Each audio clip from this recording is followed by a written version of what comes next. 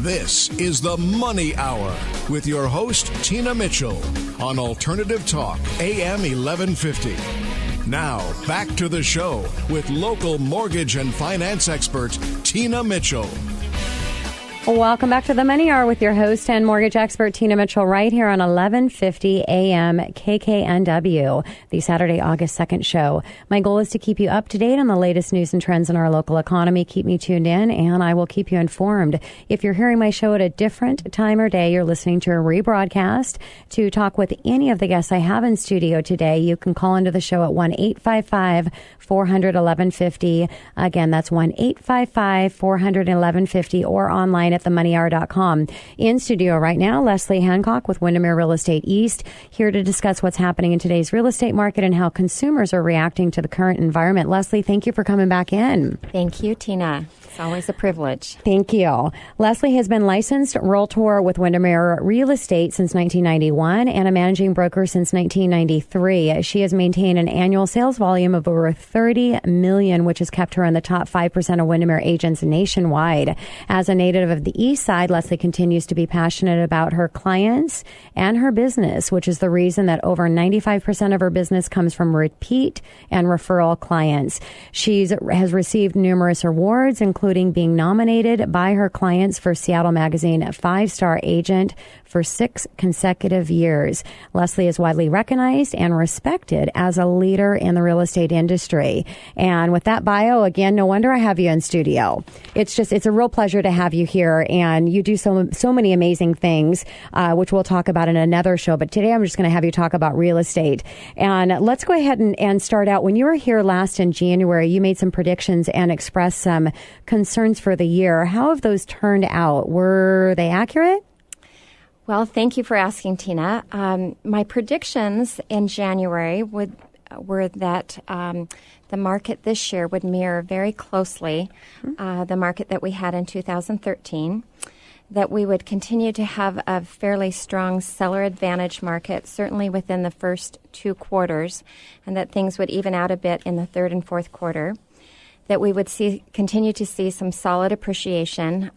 There was quite a range that people were guesstimating, but I think I felt comfortable at about 10%, and that we would continue to see a high demand for housing. I'm not always so lucky, but certainly with those predictions, they turned out to be pretty much right on. Where I was not quite so accurate was with my concerns. And I had 2 concerns this year. One was rising interest rates. Yes. And I had that same concern, Leslie. It's been a concern for a few years here. Exactly. I think everybody thought we were going to have, rates steadily increase this year, and clearly they have not. And for those of you who may not be watching as closely as we do, interest rates today are approximately 0.3% lower than they were in January, which is amazing. Wonderful news for those of us who like to invest in real estate. The second concern I had was that inventory would not keep up with the demand. And actually, that just recently has changed. And I think I was not able to really predict the amount of new construction that was in the pipeline. And so really, this is very new information, because it's really just been in the last 4 or 5 weeks where we have seen the inventory really peak. And there's some good that comes from that. Yeah. So do you feel, Leslie, that we know that we're obviously in a seller's market right now. Do you feel that can be changing, that we're going to get into more of a buyer's market, or what are you feeling? Well, this rise in inventory has affected the market. And as I mentioned, it's very new information. It's probably not anything you're going to see, in newspapers or hear in talk, at cocktail parties. But the inventory is growing at a faster pace than historical seasonality. So what that means is we always see inventory kind of in a bell curve that peaks in August. So traditionally, if we go back 40 years, you'll see inventory rise from a low in January to a peak in August and then drop back down.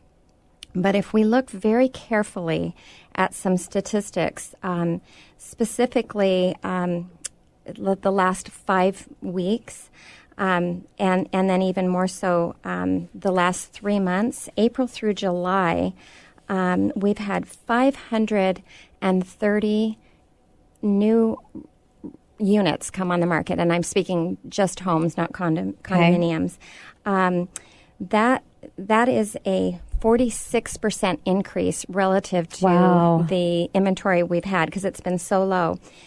If we take the last 10 years, 2004 to 2013, and we look at, what kind of rise occurred during that time, on average, it's 11%. Okay. So the difference between 11% and a 46% rise, 35%, is really significant. Yeah. So how are your buyers reacting to this news?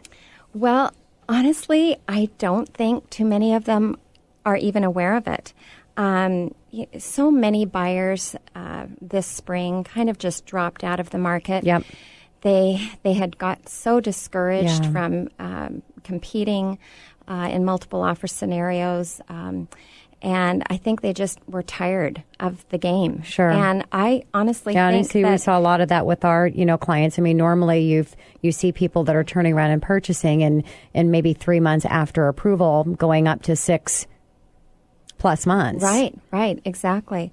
So I think that whether it's intentional or not, this may just kind of be off their radar. Yeah. And, but certainly any buyer that I'm talking to now, I'm saying, look, money is cheap. Yes. And the inventory is there. And you are, certainly on the east side, it may be different in Seattle, but on the east side, you're not necessarily going to be in a multiple offer scenario anymore. So, Leslie, with this potential shift in the marketplace, what should sellers be thinking about, or what worries should they have? Well, I think they need to be really strategic in terms of prepping their house and pricing in particular. There's a completely new strategy. I had a really interesting conversation with an agent. I was doing a market analysis earlier this week for a home in Klahani. Klahani is a master plan community on the Sammamish Plateau, and the homes range in there from about $400,000 to $800,000. And as I was looking at the 4 comparable sold properties, and in conversations with those agents, they had all had between 4 and 6 offers, and on average had sold 5% over list price. Yeah. When I spoke with the 2 agents who had homes that were pending, so they had gone on the market after the middle of June. They had anticipated multiple offers and had, listed on a Thursday, had open houses over the weekend, and set a review of offer date for the following Tuesday, which is kind of the routine. And they had 1 offer. Really? Both of them had just one offer in a highly desirable community that has just been so hot. And both of them were shocked and surprised, and the sellers were shocked and surprised and disappointed. And one of the agent had actually strategically underpriced. Now, do they price? I was going to say, do they want to see? And I was wondering maybe if they priced high, but they strategically underpriced. No, yeah. Some agents, their strategy is to underprice slightly to kind of create the demand. So then when you just get 1 offer, yikes, and as it turns out, they countered above asking price, the sellers did. Yeah. And the buyer went for it because the buyer knew that it had been underpriced. Yeah. But you can see there's a lot of risk there. That's really interesting that you say that, Leslie, because the strategic idea of listing a home a little bit low to get more offers, that seems really, I've always thought, wow, that's a brilliant idea in this multiple offer scenario, but you just really don't, in this environment, you don't know when that market's going to have a shift or when that time's going to be. It could be here and come back. You just don't know. So you depending on what the timing has to be right to have that strategy. That's interesting. Now, talking about pricing, Leslie, let's talk a little bit about the AVMs and Zillow.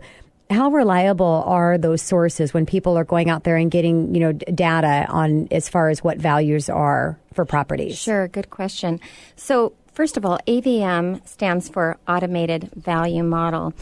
And we see many companies like Realist and Zillow who are providing the consumers with these automated values today. They can be helpful, certainly, but they can also be, pretty misleading. They are based on a kind of a sophisticated algorithm that takes stats like square footage, lot size, bedrooms, baths, assessed value, and past sales in the neighborhood into account. But what they can't calculate into that equation is, say, remodeling that you've done, any updates that you've done, because they clearly don't get inside your house and see it. They also aren't necessarily looking at amenities that your home or your neighborhood has. For instance, view, which can be a very subjective thing. Sure. And even the tax assessor is not necessarily going to give view the value that some buyers will. And also something like a clubhouse, pool, so forth. So, Leslie, we've got just a minute here before I need to take us to commercial. Can you just give your quick opinion or your quick opinion on pre-inspections? Sure. So when we're talking about the pre-inspections, there's the pre-inspections that buyers are doing when they're in multiple offer scenarios. But as far as a pre-inspection that a seller might do, this is to perhaps kind of mitigate being in a situation at the 11th hour where they've got some huge issues and a deal might fall apart because of it. So there are definitely some pros and cons. By doing an inspection before you put your house on the market, you don't have any surprises.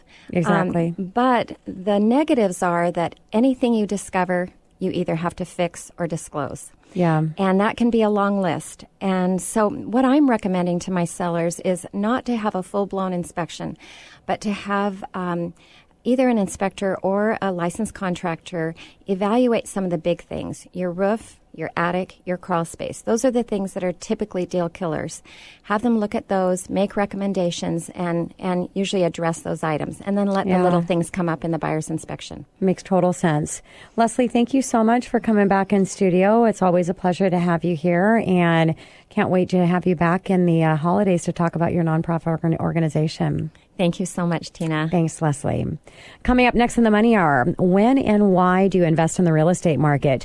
Rylan Taniguchi with Keller Williams in Bothell, right here on 1150 AM KKNW after this short break.